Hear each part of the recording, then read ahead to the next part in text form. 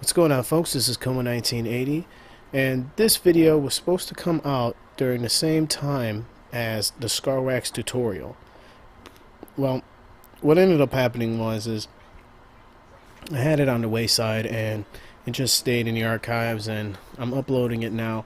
Basically, what you're going to see is well, let me backtrack a little bit. In the Scar Wax tutorial, I showed you how to make your own Scar Wax for special effects makeup. You can use it to create wounds and boils and all types of things. And there was supposed to be a couple more videos that were going to come out after that. One of them is this one. And basically, I just detail wax that just doesn't work. I was getting a lot of questions about the waxes and what kinds of wax. And in the video, I specified that microcrystalline wax is what I use to make Scar Wax, and I've heard that beeswax also works as well.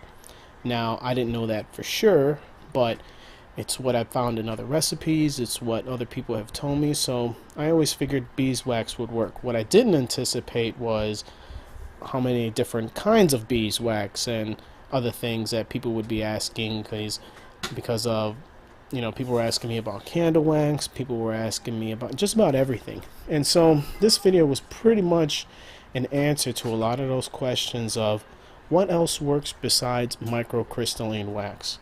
So without further ado, let's just get this video started. So as you can see, this is the part one of what was supposed to be a multi-video series on what kinds of waxes may or may not work. The first thing you're going to see here is some tea light wax, and these are just got basic tea lights that you get from the dollar store and places like that.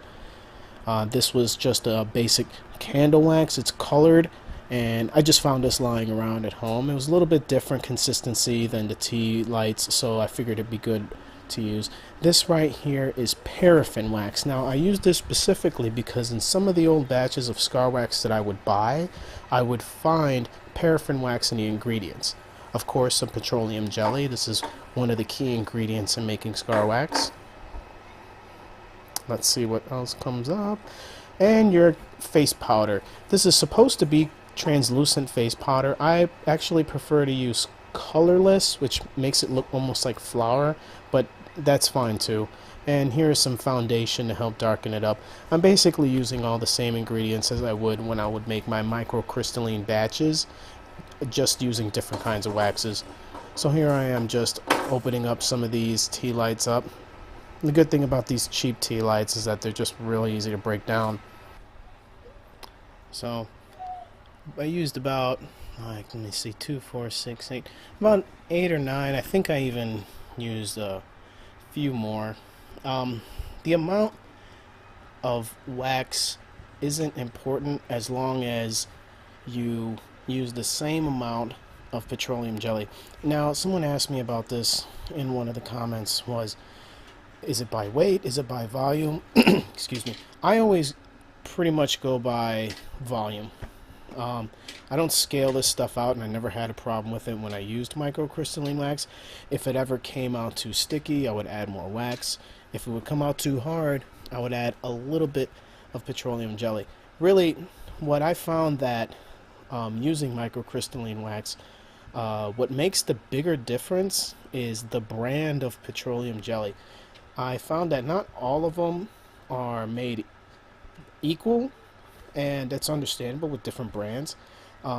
Cheaper petroleum jelly I always found to be much more oily, and so I always went by volume. And I would be a little bit more careful about the petroleum jelly that I would use. Anyway, so here I melted it down. Now I'm adding my face powder,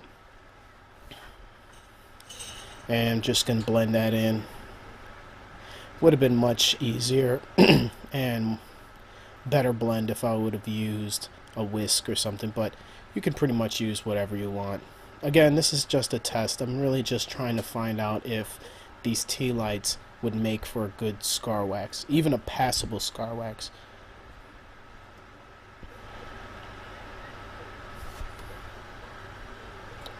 So now here I am going to add some liquid foundation, and from what I remember about this particular batch was it really didn't blend in very well.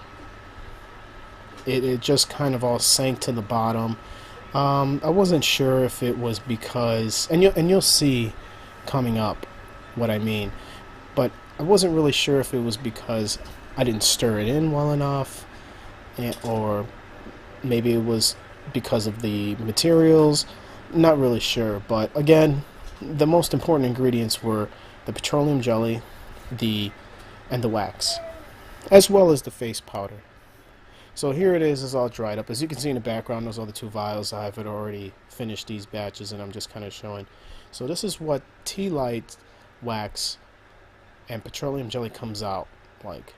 And it almost seems like it may work, but it really doesn't. It doesn't stick together very well. It kind of just falls apart. And as you can see, the more I manipulate it, it becomes almost like a paste. Very paste-like, doesn't keep its consistency well.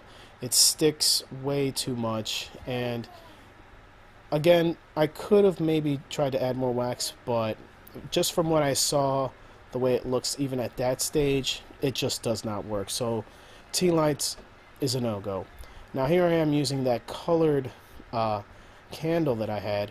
And one thing I found interesting was that it was coated in a colored wax, and inside was a clear, just plain white wax. So I don't know if it was two different waxes that they used for that particular candle, and it was one of those, I don't know what to even call it, but it had you melt it down, and it had a little metal plate in the front that said a message like love or something. It was one of my wife's candles, and you melt it down, and once it's all the way down, there's a little charm inside. So it's kind of a gimmicky kind of candle, but I decided to use it anyway because, you know, you work with what you got, but you want to make sure that what you have can work.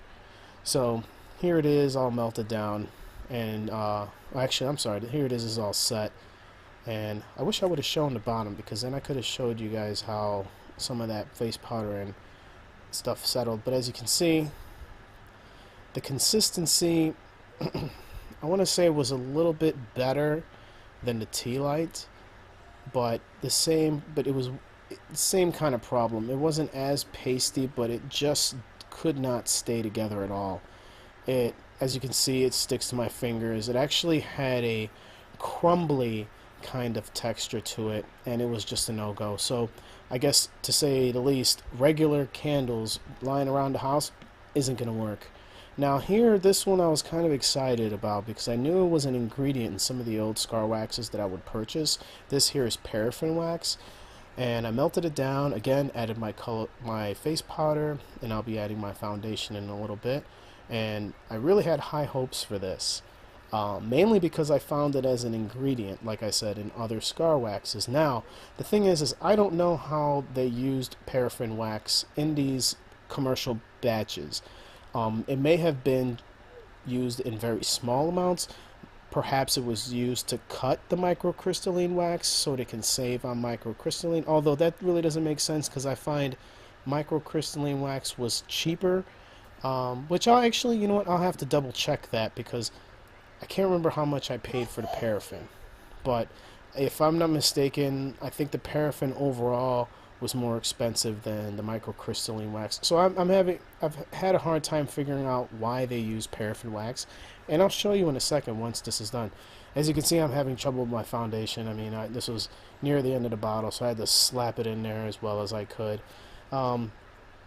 Honestly, I don't think I really even needed to do all that. I was just trying to follow a procedure. As you can see real quick, it looks super white. That's because all of the foundation settled on the bottom, and I don't know why that is. Something about the microcrystalline wax allows, because I use the same foundation, and it allows it to stick together somehow. Now anyway, this, as you can see, it kind of keeps its shape, but it's very much like, almost like that. It's still very Vaseline-y, and it didn't really work very well. And I was really disappointed about the paraffin wax. So anyway, these three Two of these are pretty much your traditional waxes you'll find at home. You know, your tea light wax, candle wax, paraffin wax. You buy those. You buy it at the store, but it did not work. So far, the only thing that I can say that works for sure is the microcrystalline wax. I've heard about, and here I am just showing you a little bit. As you can see, it's pliable. It maintains its shape. It just works. It just works. I can't really emphasize how much more that point that it just works. Unfortunately, the other stuff didn't work. Part 2 may not be coming soon, actually. Don't know what I'm going to do with that as we fade out over here and it goes into black. The only other thing I could really try was beeswax. So I'm in my ventures out and about. I'm hoping to run into a nice chunk of beeswax for a good price, and if I do, I'll definitely make another video, and we'll see how that comes out, because it seems like the biggest trouble that some of you guys are having is actually finding microcrystalline wax. Now, when I was going through the comments, I did find a lot of that. And I went online on eBay, I believe, or Amazon. I'll have to check again. And I was able to find it. But I will say that it was a lot harder. So hopefully when I run across a good chunk of wax, this cheap chunk of beeswax, I'll do a video on it, and I'll make sure that it works. And I mean, other people have told me it works, but I don't know for sure for myself. So I'll definitely be working on that. I don't know when it's going to come out. I've got so many other things, but I'm going to keep that on the horizon for you guys. And because beeswax seems like it's easier to get. And I'm also going to try and put some links to microcrystalline wax suppliers at the description below. And thanks for watching, really. I'm sorry about taking so long with this, and but I did this really mainly because a lot of you guys were having trouble with this, finding this kind of wax and experimenting with other things, and I just didn't have the answers. So I'm hoping this clears a lot of things up, and I hope to hear from you guys soon, and I hope you keep watching my videos, and thank you for all the support.